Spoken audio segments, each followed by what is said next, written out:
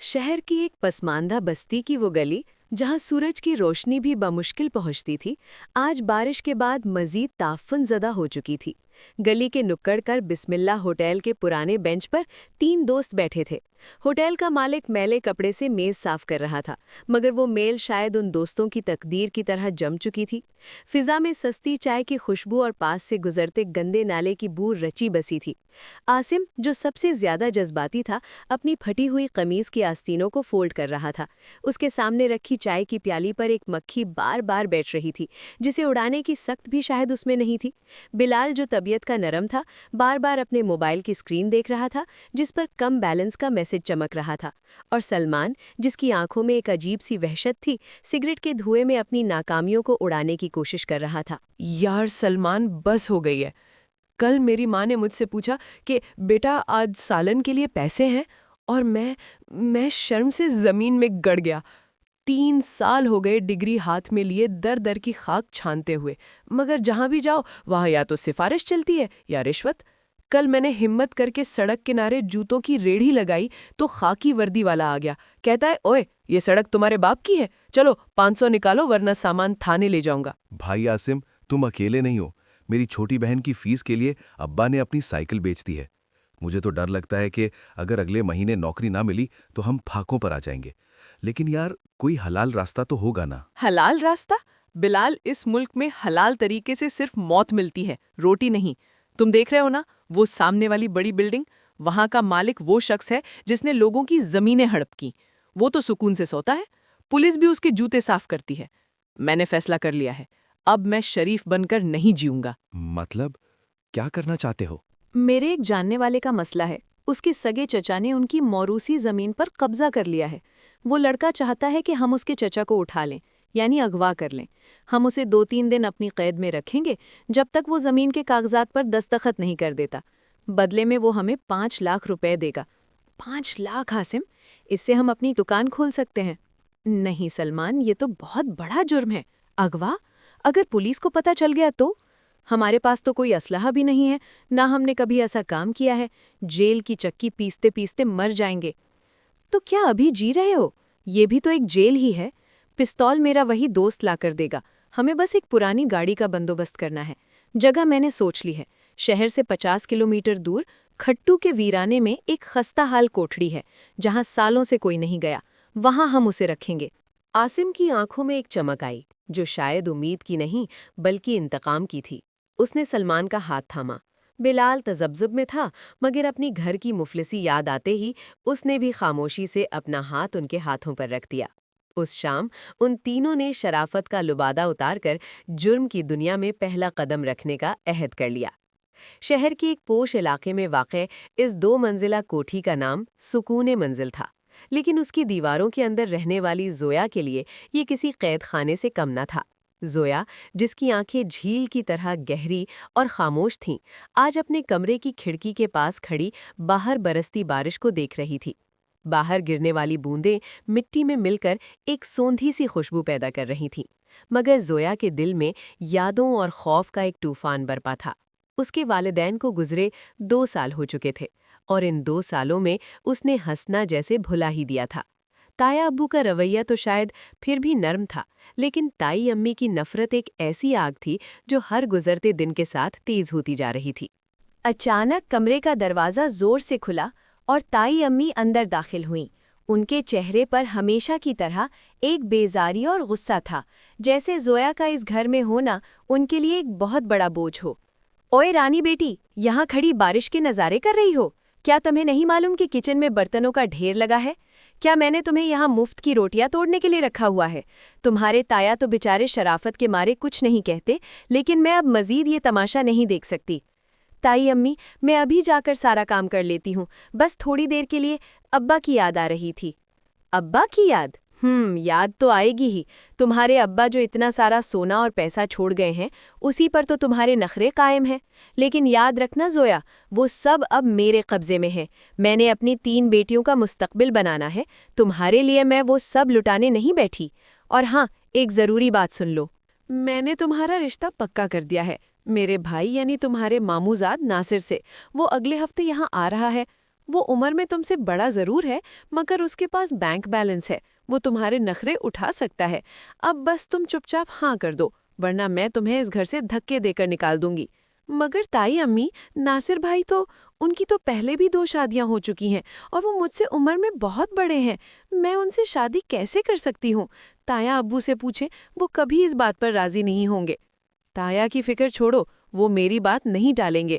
تمہارے پاس صرف 2 راستے ہیں، یا تو ناصر سے نکاح کرو یا پھر ابھی اسی وقت اپنا بوریا بستر گول کرو اور سڑک پر جا کر بیٹھو۔ تائی امی پیر پٹکتی ہوئی کمرے سے باہر نکل گئی، مگر زویا کے لیے پیچھے ایک مہیب خاموشی چھوڑ گئیں۔ زویا کے آنسو اب بے اختیار بہہ رہے تھے۔ اس نے سوچا کہ اگر وہ یہاں رہی تو اس کی زندگی برباد ہو جائے گی۔ اس کا کوئی ٹھکانہ نہیں تھا، مگر اسے یاد آیا کہ اس کے سگے ماموں جو دوسرے شہر میں رہتے ہیں شاید اسے پناہ دے دیں۔ اس نے کانپتے ہاتھوں سے ایک چھوٹا سا بیگ نکالا۔ اس میں اپنی ماں کی ایک پرانی تصویر اور چند ضروری کپڑے رکھے۔ گھڑی پر رات کے 12 بج رہے تھے۔ گھر کے سب لوگ سو چکے تھے۔ زویا نے ایک آخری بار اپنے کمرے کو دیکھا، لائٹ بند کی اور دبے پاؤں دروازے سے باہر نکل آئی۔ وہ نہیں جانتی تھی کہ کالی رات کے اندھیرے میں سڑک کے اس پار عاصم، بلال اور سلمان اپنی گاڑی میں چھپے کسی بڑے شکار کا انتظار کر رہے تھے۔ ایک پرانی دھندلی سفید رنگ کی گاڑی سڑک کے ایک اندھیرے کونے میں کھڑی تھی۔ گاڑی کے اندر کا ماحول تناؤ سے بھرا ہوا تھا۔ عاصم سٹیئرنگ وہیل پر ہاتھ جمائے بیٹھا تھا۔ اس کے ماتھے پر پسینہ چمک رہا تھا۔ پچھلی نشست پر سلمان ایک زنگ آلود پستول کو بار بار چیک کر رہا تھا، جبکہ بلال کی حالت غیر تھی۔ وہ بار بار کلمہ پڑھ رہا تھا اور اس کی ٹانگیں کپکپا رہی تھیں۔ یار سلمان، مجھے اب بھی لگتا ہے کہ ہمیں واپس چلے جانا چاہیے۔ یہ کام ہمارے بس کا نہیں ہے۔ اگر ہم پکڑے گئے تو ہماری مائیں جیتے جی مر جائیں گی۔ دیکھو ابھی بھی وقت ہے، ہم گاڑی موڑ سکتے ہیں۔ چپ کر جا بلال، اب واپسی کا کوئی راستہ نہیں ہے۔ پستول میرے ہاتھ میں ہے اور ہم نے اس کام کے لیے ادھار پر یہ گاڑی لی ہے۔ اگر آج ہم خالی ہاتھ گئے تو وہ لوگ ہمیں مار ڈالیں گے۔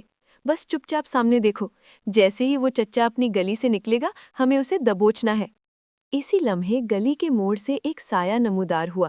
وہ زویا تھی، جس نے اپنا چہرہ چادر میں چھپایا ہوا تھا اور ہاتھ میں ایک چھوٹا سا بیگ تھامے تیز قدموں سے مین روڈ کی طرف بڑھ رہی تھی۔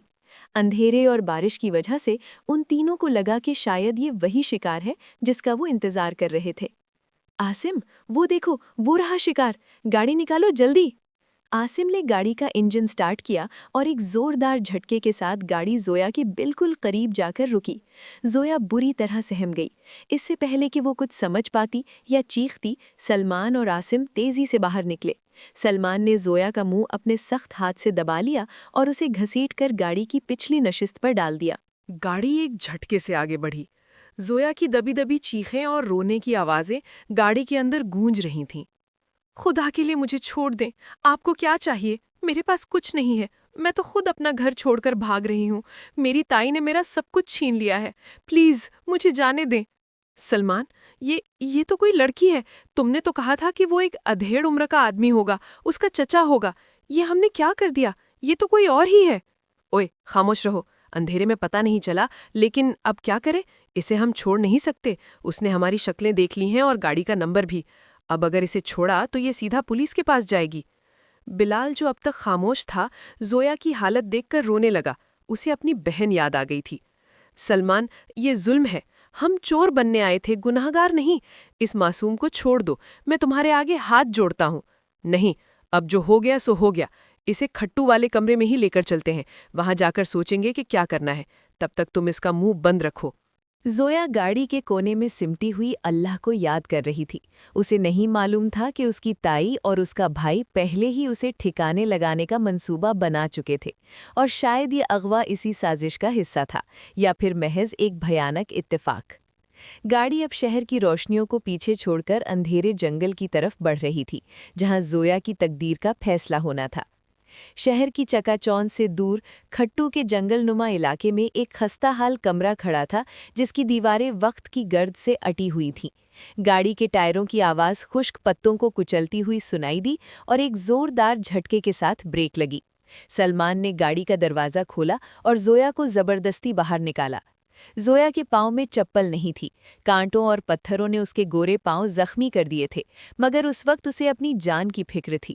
उसे इस अंधेरी कोठरी में धकेल दिया गया जहां सिर्फ एक पुरानी लालटेन जल रही थी जिसकी लौ थरथरा रही थी।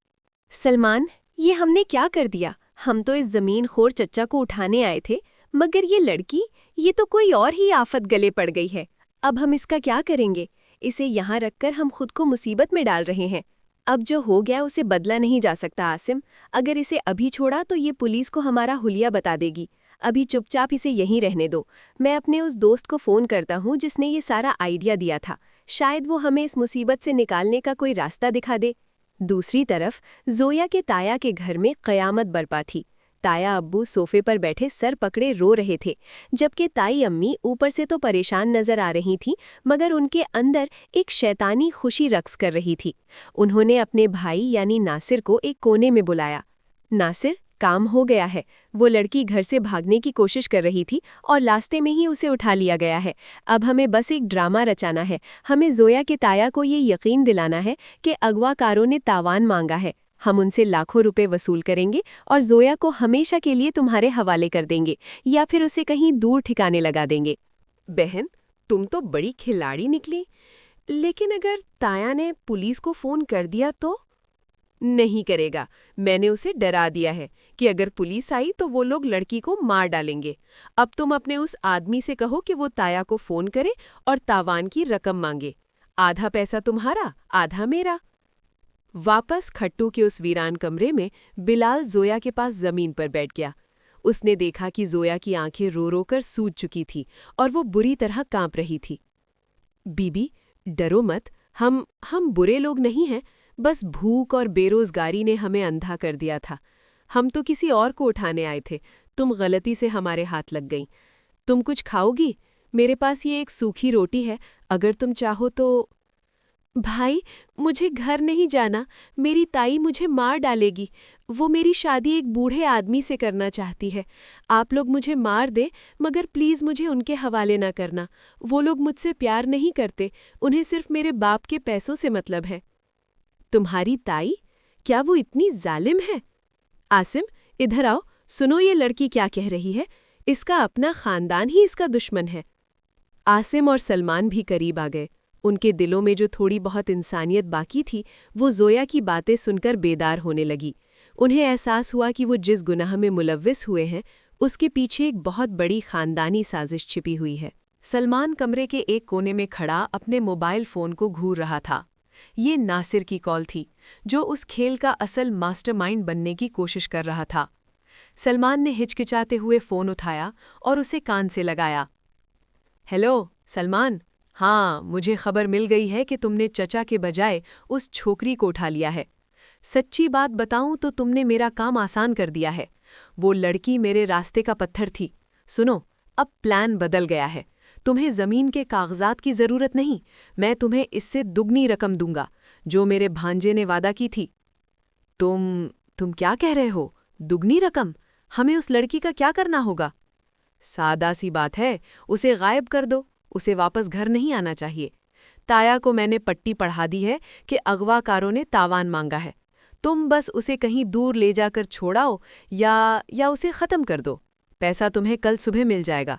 याद रखना, अगर वो वापस आई तो हम सब जेल जाएंगे। सलमान ने फ़ोन बंद किया तो उसका चेहरा पसीने से शराबोर था। उसने आसिम और बिलाल को पास बुलाया और नासिर की पेशकश उनके सामने रखी। क्या? इसे मार दे? सलमान, हम चोर बनने निकले थे, कातिल नहीं। ये लड़की मासूम है। इसने हमारा क्या बिगाड़ा है? और वो नासिर, वो कितना गिरा हुआ इंसान है कि अपनी ही भांजी का सौदा कर रहा है। तो और क्या रास्ता है आसिम? हम फंस चुके हैं। अगर इसे छोड़ा तो ये पुलिस को बताएगी, और अगर नासिर की बात ना मानी तो वो हमें 1 रुपया नहीं देगा। हम भूखे मर जाएंगे और जेल की चक्की अलग पीसनी पड़ेगी। देखो आसिम, वो हमें लाखों दे रहा है। नहीं, मैं ये नहीं होने दूंगा। सलमान, पैसा ही सब कुछ नहीं होता। इस लड़की की आंखों में देखो। इसे अपनी ताई और मामू से जितना खौफ है इतना हमसे नहीं है। ये हम पर भरोसा कर रही है कि हम इसे बचाएंगे। मैंने फैसला कर लिया है, मैं इस खूनी खेल का हिस्सा नहीं बनूंगा। जोया, जो कमरे के कोने में सब सुन रही थी, घुटनों के बल चलती हुई उनके करीब आई और बिलाल के पांव पकड़ लिए। بھائی مجھے مت مارنا، میں آپ سے کچھ نہیں مانگوں گی، میں کسی کو نہیں بتاؤں گی کہ آپ کون ہیں، آپ مجھے کہیں بھی چھوڑ دیں، میں چلی جاؤں گی، لیکن پلیز مجھے ان درندوں کے حوالے مت کرنا۔ میری تائی اور ناصر ماموں شیطان ہیں، وہ میرے ابا کا سارا پیسہ ہڑپ کرنا چاہتے ہیں، اللہ کے لیے مجھ پر رحم کریں۔ بلال نے زویا کے سر پر ہاتھ رکھا، اس کا دل پگھل چکا تھا۔ اس نے عاصم کی طرف دیکھا، جس کی آنکھوں میں بھی اب ندامت کے آنسو تھے۔ صرف سلمان تھا جو ابھی بھی پیسے اور خوف کے درمیان جھول رہا تھا۔ کوٹھڑی میں ایک عجیب سی خاموشی چھا گئی، جہاں ایک طرف لاکھوں روپے کی لالچ کی اور دوسری طرف ایک معصوم کی زندگی۔ بلال دبے پاؤں باہر نکلا اور عاصم کے کندھے پر ہاتھ رکھا۔ عاصم، میں اب اور نہیں سہ سکتا۔ وہ لڑکی، وہ ہماری بہنوں جیسی ہے، ہم نے اس کے ساتھ جو کیا وہ گناہ تھا، مگر اب جو سلمان اور ناصر کرنے جا رہے ہیں وہ ظلم عظیم ہے۔ وہ اسے مارنا چاہتے ہیں۔ عاصم، کیا تم کل حشر کے دن خدا کو جواب دے سکو گے؟ کیا تم ان پیسوں سے اپنی ماں کا علاج کرواؤ گے جو ایک یتیم لڑکی کے خون سے رنگے ہوں گے؟ میں بھی یہی سوچ رہا تھا بلال، رات بھر مجھے نیند نہیں آئی۔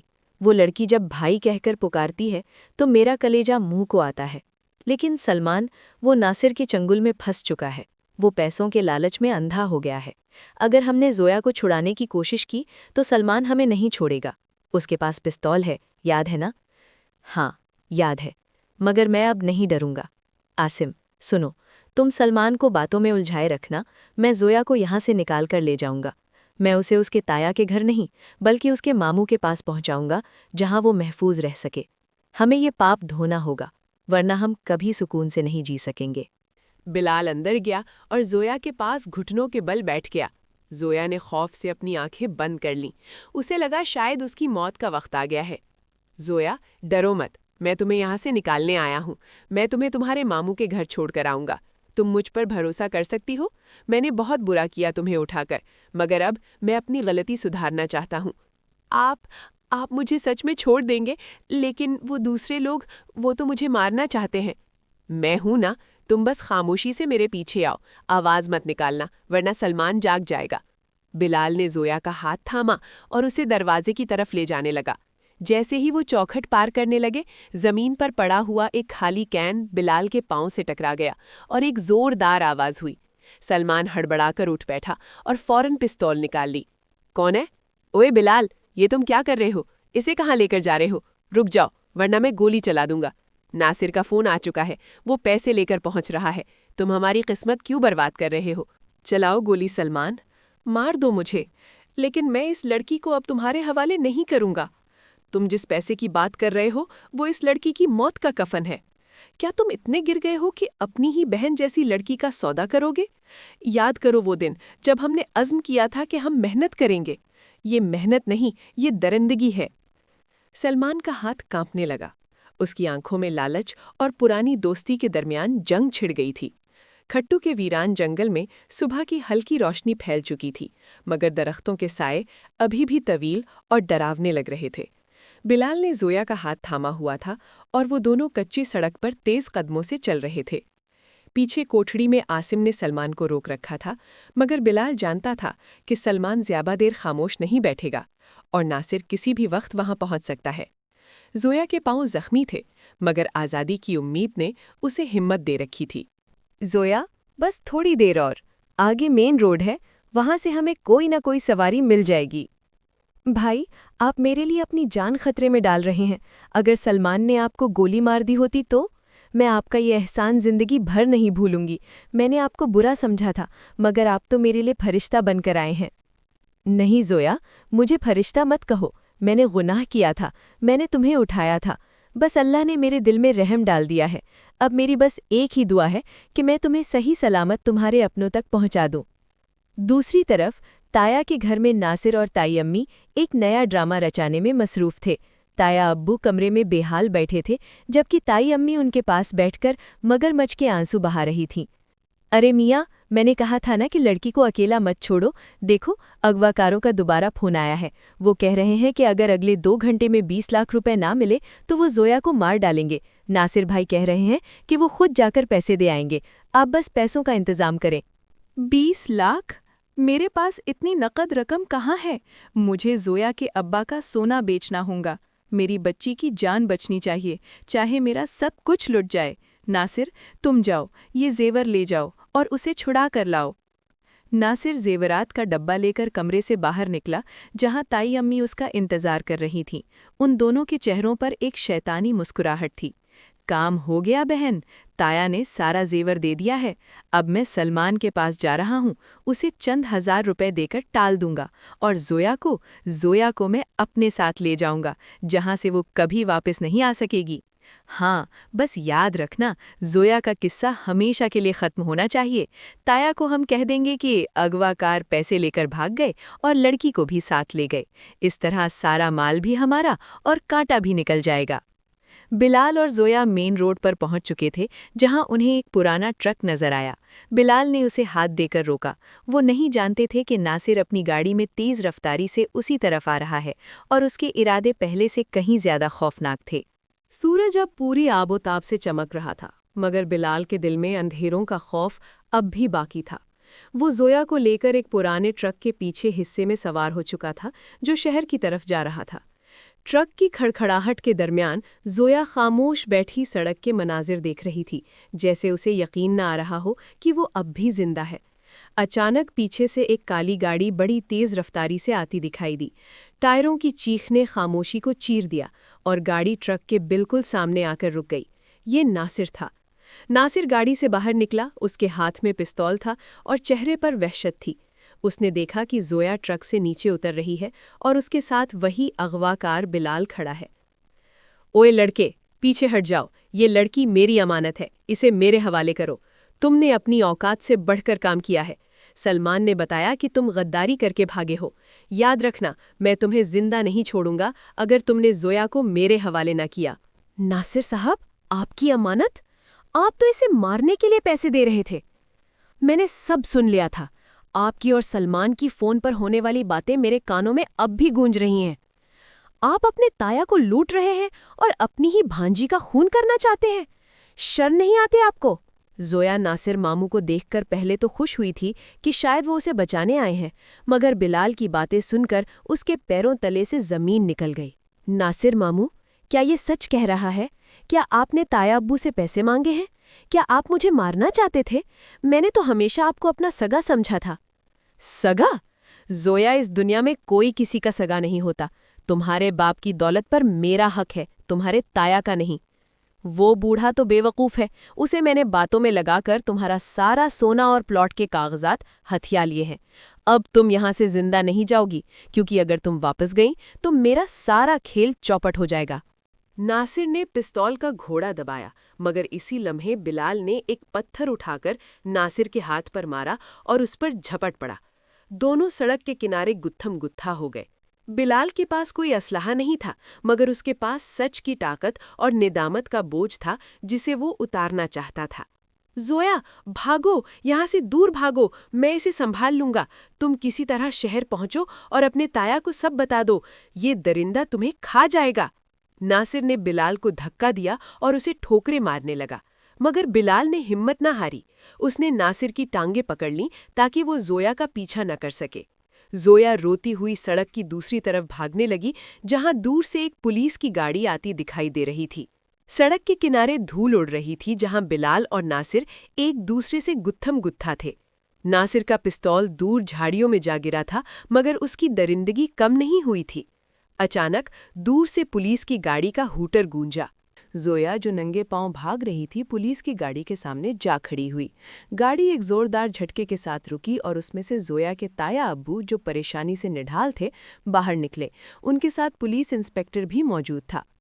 زویا نے جیسے ہی اپنے تایا کو دیکھا، وہ ان کے سینے سے لگ کر پھوٹ پھوٹ کر رونے لگی۔ اس کی سسکیاں تھمنے کا نام نہیں لے رہی تھیں۔ میری بچی زویا، تم ٹھیک تو ہو نا؟ ناصر کہاں ہے؟ اس نے کہا تھا کہ وہ تمہیں چھڑا لائے گا۔ یہ لڑکا کون ہے جو ناصر سے لڑ رہا ہے؟ تایا ابو، ناصر ماموں آپ کو دھوکہ دے رہے تھے، انہوں نے ہی مجھے اغوا کروایا تھا۔ یہ لڑکا، یہ بلال، اس نے میری جان بچائی ہے۔ ناصر ماموں مجھے مارنا چاہتے تھے تاکہ وہ آپ سے لیے ہوئے پیسے اور میرا سونا ہڑپ کر سکیں۔ تائی امی بھی ان کے ساتھ ملی ہوئی ہیں۔ پولیس اہلکاروں نے ناصر اور بلال کو الگ کیا اور ناصر کو ہتکڑی لگا دی۔ ناصر کا چہرہ اب سفید پڑ چکا تھا، اس کی ساری ہوشیاری دھری کی دھری رہ گئی۔ ناصر، میں نے تم پر بھروسہ کیا، تمہیں اپنا بھائی سمجھا، تم نے میری یتیم بھتیجی کے ساتھ یہ ظلم کیا۔ تم اتنے گر گئے کہ پیسوں کے لیے اپنی ہی رگوں کے خون کو بیچ ڈالا۔ بلال خاموشی سے ایک طرف کھڑا تھا، اس کی آنکھوں سے آنسو بہہ رہے تھے۔ انسپیکٹر اس کی طرف بڑھا تو بلال نے اپنے ہاتھ آگے کر دیے۔ سر، مجھے بھی گرفتار کر لیں، میں گنہگار ہوں، میں نے ہی زویا کو اٹھایا تھا، میں بھوکا تھا، بے روزگار تھا، اس لیے بھٹک گیا۔ اگرچہ میں نے اسے بچایا ہے مگر میرا پہلا قدم غلط تھا، مجھے سزا ملنی چاہیے تاکہ میرا ضمیر سکون پا سکے۔ انسپیکٹر صاحب، اس لڑکے نے اگرچہ غلطی کی مگر اس نے عین وقت پر اپنی انسانیت کو مرنے نہیں دیا۔ اس نے اپنی جان خطرے میں ڈال کر میری بچی کو بچایا ہے۔ اگر یہ نہ ہوتا تو آج زویا زندہ نہ ہوتی۔ میں اس کے خلاف کوئی کارروائی نہیں کرنا چاہتا۔ اسے جانے دے، اس کا ضمیر اسے پہلے ہی بہت بڑی سزا دے چکا ہے۔ تایا ابو زویا کو لے کر اپنی گاڑی کی طرف بڑھے۔ بلال وہیں سڑک کے کنارے کھڑا انہیں جاتے ہوئے دیکھ رہا تھا۔ زویا نے گاڑی میں بیٹھتے ہوئے ایک آخری بار پیچھے مڑ کر بلال کو دیکھا۔ اس کی آنکھوں میں اب خوف نہیں بلکہ ایک گہرا شکریہ اور دعا تھی۔ وقت کا پہیہ گھوم چکا تھا، شہر کے ایک پرسکون گھر میں جہاں اب خوشیوں کا بسیرا تھا۔ زویا اپنے نئے گھر کی آرائش میں مصروف تھی۔ اس کی آنکھوں میں اب وہ پرانا خوف نہیں بلکہ ایک اطمینان کی چمک تھی۔ اس کے تایا ابو نے اس کی شادی ایک نہایت شریف اور محنتی نوجوان سے کر دی تھی۔ آج زویا کے گھر میں ایک خاص مہمان کی آمد تھی جس کا وہ اور اس کے شوہر بڑی شدت سے انتظار کر رہے تھے۔ دروازے پر دستک ہوئی تو زویا نے خود جا کر دروازہ کھولا۔ سامنے بلال کھڑا تھا مگر یہ وہ پرانا پریشان حال اور مجرم بلال نہیں تھا۔ اس نے سادہ مگر صاف ستھرا لباس پہنا ہوا تھا اور اس کے چہرے پر ایک عجیب سا نور اور سکون تھا۔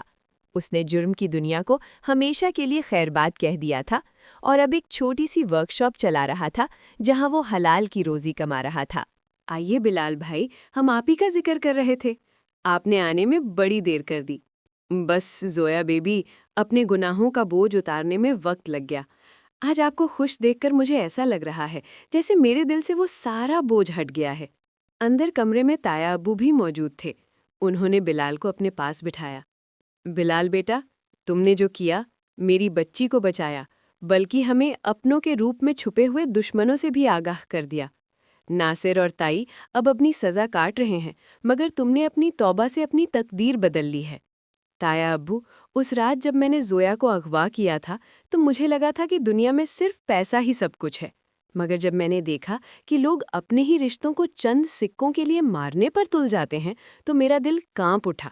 میں نے سوچا کہ اگر میں بھی ایسا ہی بن گیا تو مجھ میں اور ان درندوں میں کیا فرق رہے گا۔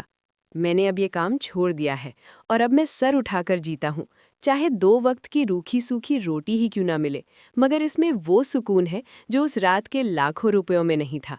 زویا نے چائے کی پیالی بلال کے سامنے رکھی اور ایک سوال پوچھا جو اس کے دل میں کافی عرصے سے تھا۔ بلال بھائی، آپ نے اس دن کیوں کہا تھا کہ لوگ اپنے ہی رشتہ داروں کو خود اغوا کرواتے ہیں؟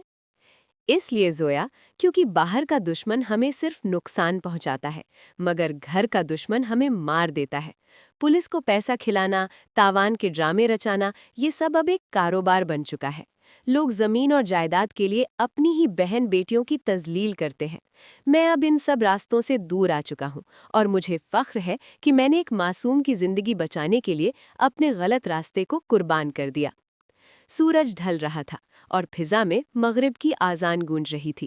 بلال نے سب سے اجازت لی اور گھر سے باہر نکل آیا۔ سڑک پر چلتے ہوئے اس نے آسمان کی طرف دیکھا اور ایک گہرا سانس لیا۔ اسے آج پہلی بار محسوس ہو رہا تھا کہ وہ واقعی آزاد ہے۔ سچائی، توبہ اور حلال کی کمائی نے اسے ایک نیا انسان بنا دیا تھا۔